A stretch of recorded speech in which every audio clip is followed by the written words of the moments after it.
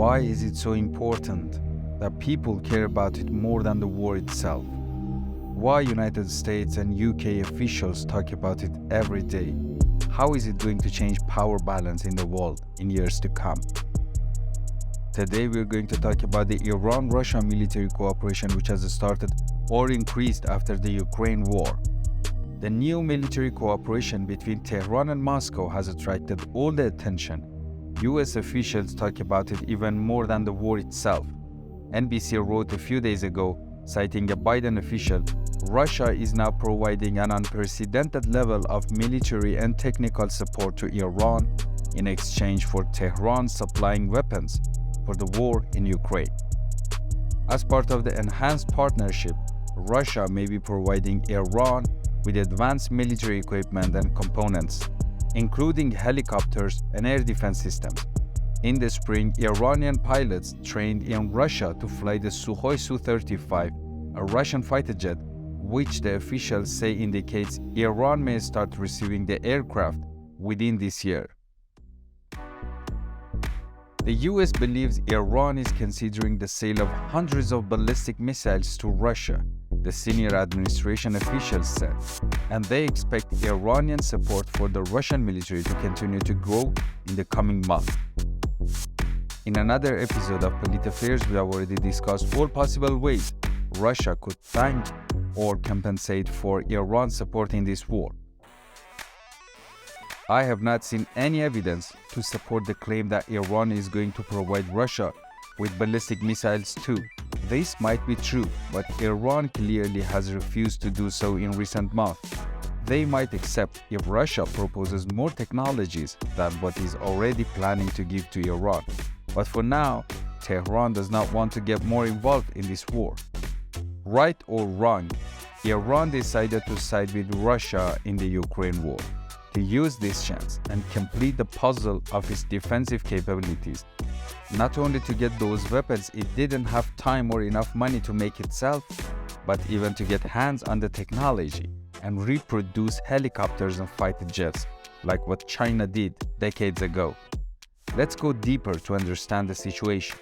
Iranians were in dire need of all kinds of weapons and munitions when Saddam Hussein decided to invade their country 4 decades ago, with huge support from United States, Soviet Union, and Europe. Iranians gave too much blood in that war because almost no country was not ready to provide effective and game-changer weapons. Because those who supported crazy and criminal Saddam wanted the whole Iranian nation and civilization to disappear.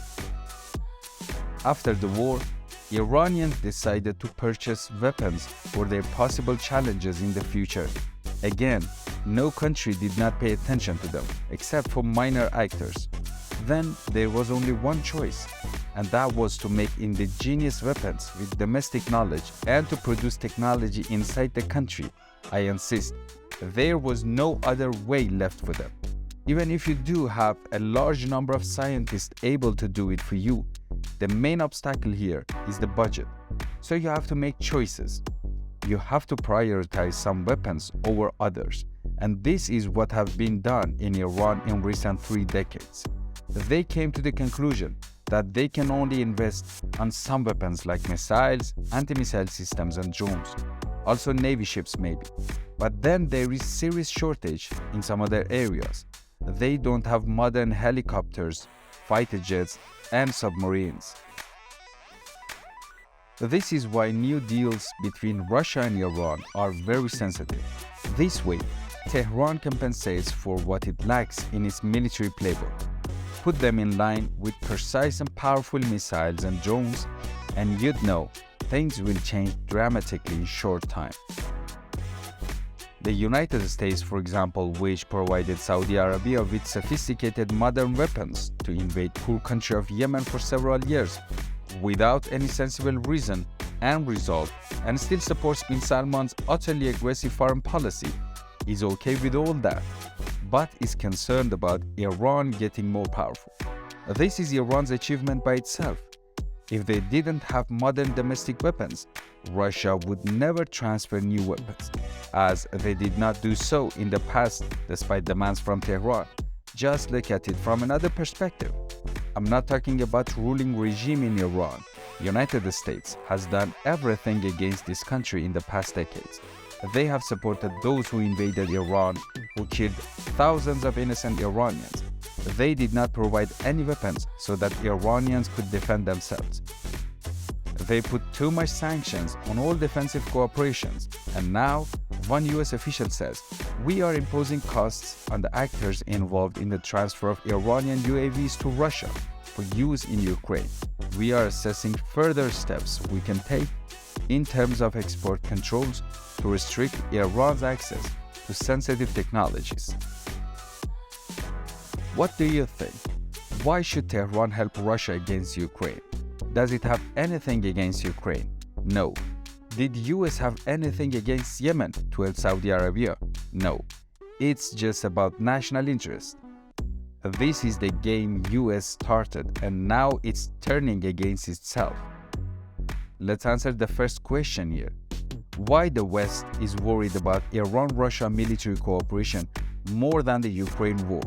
The main reason is that some countries are worried to see Iran rise again.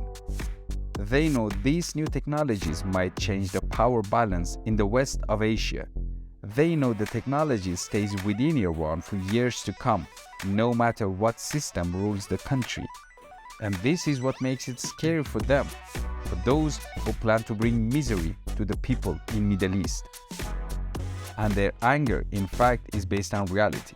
For them, the Ukraine war is a chance to put pressure on Vladimir Putin and make him leave the Russian throne. But having to counter another big power in years to come is the main problem. Seeing a proud nation rise again is the issue. Iran has not started any war against any country for hundreds of years. It has always been defending, and in some cases, losing land when it was weak. So Iranians never miss war, never wish one. I personally hope all wars in the world will end, and these weapons would never be used against humans. Thank you for watching and spending your precious time with me. Don't forget to subscribe, to like this video, and to check out other videos on my channel.